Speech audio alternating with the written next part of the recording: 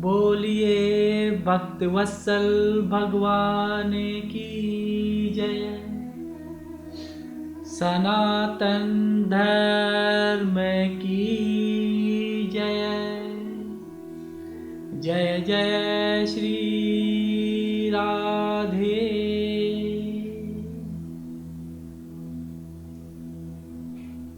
पिछले भाग में हमने नरसिंह जी के पूर्व जन्म का वृतांत सुना, कथा सुनी। इस भाग में हम नरसिंह जी की पूरी कथा का श्रवण करेंगे।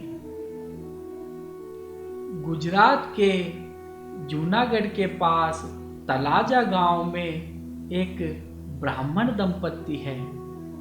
उनका नाम है कृष्ण दामोदर दास जी नागर। उनके एक बड़े पुत्र हैं जिनका नाम है बंसीधर जी। इनके जो छोटे पुत्र हैं उनका नाम है नरसिंह जी। नरसिंह जी जो जन्म से ही गूंगे हैं। नरसिंह जी के जन्म के पश्चात ही इनके माता और पिताजी का निधन हो गया। नरसिंह जी की दादी ने ही इनका लालन और पालन किया है। उसे एक ही चिंता सताती रहती कि मेरा ये नरसिंह बोल नहीं सकता, इसको बोली नहीं आती, इसको बोली कैसे आएगी। इसके लिए यह जगह जगह देवताओं के यहाँ जाती रहती, भिन्न भिन्न संतों के पास जाती रहती और एक ही विनती करती रहती, हे महात्मा, हे संत, मेरा आपसे एक ही आग्रह है कि मेरे इस नरसिंह को बोली नहीं आती, आप इसे बोली लिवा दीजिए। बस मेरा आपसे इतना ही आग्रह है। संत आशीर्वाद देते और वह आशीर्वाद लेकर के आ जाती। देखिए, कभी भी आपको संत मिले तो उनसे आशीर्वाद ले लेना। संत कभी भी आपको मार्ग में दिखाई देवे तो बैठे नहीं रहना है, खड़े होकर उनको प्रणाम करना। क्योंकि शास्त्र कहते हैं संत यदि आ रहे हैं और आप बैठे हो तो आपको हाथी की योनि प्राप्त होती है। इसलिए संतों का दर्शन बड़ा दुर्लभ है। संत कभी भी, आप कहीं भी बैठे हो, संत यदि आपको नजर आ जाए तो उठकर उन्हें प्रणाम जरूर करना, यह शास्त्र कहता है। वह मंदिर जाती और नरसिंह जी को लेकर जाती और भगवान से एक ही प्रार्थना करती, हे ठाकुर जी महाराज, मेरे इस नन्हे से बालक नरसिंह को बोली आ जावे। बस एक ही चीज मांगती। अब देखिए, एक साधारण मनुष्य और भक्त में कितना अंतर होता है। साधारण सा मनुष्य जो है वह क्या मांगता है अपने लिए? क्या मांगता है? हे प्रभु, मुझे धन दे दो, मुझे ऐश्वर्य दे दो, मुझे गाड़ी दे दो, मुझे बड़ा सा बंगला दे दो, मुझे बहुत बड़ा मंत्री बना दो, मुझे बहुत बड़ा कोई आईएएस ऑफिसर बना दो, मैं आपको इतना प्रसाद चढ़ाऊंगा, मैं आपके यह करा दूंगा, मैं आपके मंदिर में वह करा दूंगा। इस प्रकार के वह प्रपोजल जो है वह रखता है कौन? एक साधारण सा मानव। लेकिन एक भक्त क्या मांगता है? भक्त कभी भगवान को किसी प्रकार का कोई कष्ट नहीं देना चाहता। वह केवल यही चाहता है कि भगवान मेरे हैं और मैं भगवान का हूं, जो भी करूं मैं ही मेरे ठाकुर जी के लिए करूं, मेरे ठाकुर जी को किसी प्रकार का कोई कष्ट नहीं होना चाहिए। लेकिन एक माँ का, एक दादी का अपने पोते के प्रति प्रेम जो है वह इस कथा के माध्यम से आप देखिए। दादी क्या मांगती है भगवान से? अपने लिए भी नहीं कि मेरे इस नन्हे से नरसिंह को बस बोली आ जाए प्रभु, मैं इतना ही चाहती हूँ आपसे, यह मांगकर वह अपने घर को आ जाती है। भगवान मन ही मन मुस्कुराते हैं और सोचते हैं, देखो कैसी भगत है, कुछ भी नहीं मांगती है, रोज मंदिर आती है, नन्हे से नरसी को भी दर्शन कराती है। नरसी जी भी मन ही मन दर्शन पाकर बड़े प्रसन्न होते हैं। और जब कभी मंदिर दादी लेट हो जाती है ना, देरी से हो जाती है, तो नरसी जी इशारा करके बोलते हैं, मुझे लेकर चल मंदिर।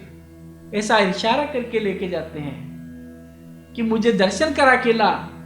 ठाकुर जी नरसी जी के दर्शन करते हैं और नरसी जी रोज यदि लेट हो जाती दादी तो जबरदस्ती ले जाकर के दर्शन करते हैं। और दादी जब भी दर्शन करती है एक ही चीज मांगती है, बस हे प्रभु मेरे इस नन्हे से नरसी को बोली आ जाए प्रभु। देखिए ठाकुर जी कितने दयालु है, बहुत दयालु है ठाकुर जी। तरह तरह के रूप बना करके, तरह तरह के भेष बना करके ठाकुर जी भक्तों को प्रसन्न करने के लिए आते हैं। कभी नाई का भेष बना करके आ जाते हैं, कभी खाती का भेष बना करके आ जाते हैं, कभी किसान का भेष बना करके आ जाते हैं। तरह तरह के रूप बनाकर मेरे ठाकुर जी आ जाते हैं। लेकिन जो दादी भगत है उनकी मनोकामना पूर्ण करने के लिए हमारे ठाकुर जी संत का भेष बना करके प्रकट हो जाते हैं। संत का भेष बना करके प्रकट हो जाते हैं और एक मंदिर में आकर के रुके हैं। ठाकुर जी संत का भेष बनाकर बहुत ऊंची ख्याति। अब धीरे धीरे बात दादी के कानों तक पहुंचती है कि अरे तू जानती है पास के मंदिर में बहुत बड़े संत आए हैं जो भूतकाल भविष्यकाल सभी बता देते हैं। इतने बड़े संत हैं, मेरा भी हाथ उन्होंने देखा, उन्होंने सब बता दिया, आगे का वर्तमान भूतकाल भविष्यकाल सब बता दिया। तू भी तो जा, तू भी तो पूछ कि तेरा कोई भविष्य है, जो भी तुझे पूछना है। दादी के कानों में ऐसी पड़ी, पड़ोसी बता देते हैं ना आसपास वाले। तो दादी ने सुना। दादी को तो क्या चाहिए, बस दादी को तो ये चाहिए कि मेरे लाला, ये मेरा जो छोटा सा नरसी है, ये बोलने लग जाए, बस इसे बोली आ जाए, बस यही चाहती है दादी। दादी जाती है अपने नन्हे से नरसी जी को लेकर के मंदिर में प्रविष्ट होती है।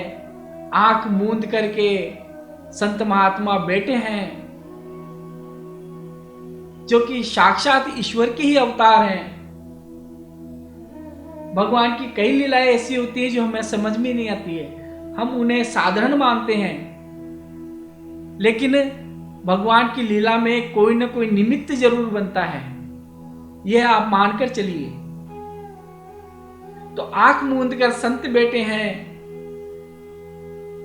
भक्तों की भीड़ लगी है दर्शन करने के लिए। कोई भक्त कहे मैं आगे जाऊं, कोई भक्त कहे मैं आगे जाऊं पहले दर्शन करूं, कोई भक्त कहे मैं पहले दर्शन करूं। अब दादी भी खड़ी होकर के देख रही है कि भीड़ तो बहुत ज्यादा है, आगे कैसे जाया जाए। वह इंतजार करती है कि थोड़ी भीड़ हटेगी तो अकेले में जाकर के मैं दर्शन करूंगी। थोड़ी भीड़ कम हुई, अब संत महात्मा तो आंखें ही नहीं खोले। अब दादी ने देखा ये तो आंखें नहीं खोल रहे, तो दरवाजा खट खट खट खट कर रही है दादी कि कैसे जैसे आंखें खोले तो मैं कुछ बोलूं। अपना जो चूड़ा पहनती है उसको खट खट खट खट कर रही है, राम राम राम राम जाप कर रही है, ताली बजा रही है। अब संत महात्मा मन ही मन मुस्कुरा रहे हैं कि जिस भगत का इंतजार था वह तो अब आई है भाई, अब तो आंखें खोलनी पड़ेगी। संत ने आंखें खोली है और दादी जैसे ही आंखें खोली, दादी चरणों में गिर गई कि हे महात्मन, हे महात्मन, मुझे एक बहुत बड़ी चिंता है, आप उसको दूर करिए। देखिए संत का हृदय तो बड़ा कोमल होता है। बोले कि बोलिए माता जी आपको क्या कार्य है और आपको ऐसी कौन सी परेशानी चिंता है, आप बताइए। संत तो अंतर्यामी होते हैं ना, सब कुछ जानते हैं मन ही मन, और यह भी जानते हैं कि यह जो बालक है ये कोई साधारण बालक नहीं है, यह कोई दिव्य आत्मा है। नहीं, संत तो सब जानते हैं। तो कहा, हे माता जी आप बताइए क्या चिंता है। तो कहे, हे प्रभु, हे महाराज, मेरे इस छोटे से नन्हे को बोली नहीं आती है। ये मेरा पोता है, इसके माता चली गई, इसके पिताजी चले गए, अब तो महाराज इसके मैं ही हूँ। अब देखो मेरे होते होते इसको बोली आ जाए तो मेरी चिंता कम हो जाएगी। ऐसा विचार और ऐसा जो वाक्य उन्होंने बोले तो संत का हृदय द्रवित हो गया। द्रवित होते ही उन्होंने नन्हे से नरसिंह जी को उठाया और अपनी गोद में बैठा लिया और बड़े ही प्रेम से बोले, हे नरसिंह, हे बेटा, तुझे ठाकुर जी का नाम कैसा लगता है बेटा। नरसिंह जी बड़े ही द्रवित, बड़े ही कोमल हृदय से बोले, अपना सिर हिला दिया, मुझे बहुत अच्छा लगता है। तो तुम्हें बहुत अच्छा लगता है तो बोलो बेटा, राधे राधे, राधे राधे, राधे राधे। नरसिंह जी को कोशिश कर रहे हैं नरसिंह जी बोलने की, लेकिन बोली नहीं आ रही है। संत ने फिर कहा, बोलो बेटा, राधे राधे, राधे राधे, राधे राधे। दूसरी बार भी बहुत कोशिश कर रहे हैं, फिर भी बोल नहीं पा रहे हैं। लेकिन जब तीसरी बार संत ने सिर पर हाथ फेरा है, सिर पर हाथ फेरा है, फेरते जैसे कोई दिव्य आत्मा, दिव्य स्वर को ही नरसिंह जी के मस्तिष्क में उतर गए और अब कहा कि अब बोलो बेटा, राधे राधे, राधे राधे। इतना सुनते ही नरसिंह जी के मुख से निकल पड़ा, राधे राधे, राधे राधे, राधे राधे। बोलो नरसिंह भगवान की जय, नरसिंह भगत की जय।